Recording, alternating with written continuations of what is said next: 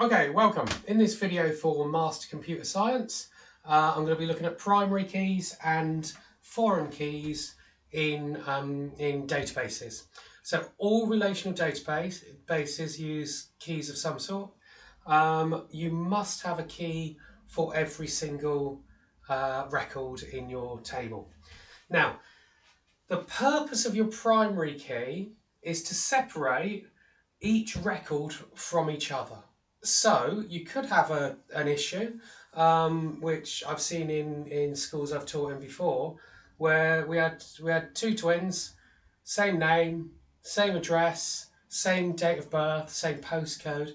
Every field, every attribute of those records was identical, apart from well, there's the same initial. They obviously had a different first name, but apart from you had to give them a different student ID because you can't search for name because obviously you'll have identical names throughout. You can't search for address because you could have two students living at the same address.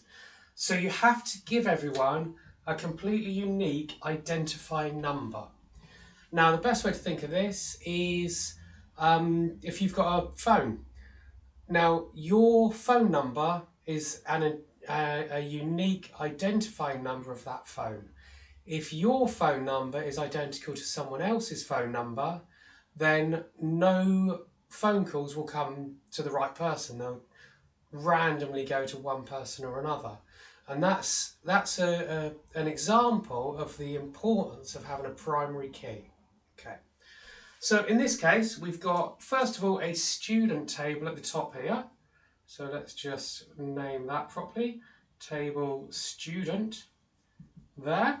It's got a student ID, and I've just put a very simple one in. Student ID, first name, surname, and then we've got course ID at the end here. Okay, so course ID is what we call a foreign key.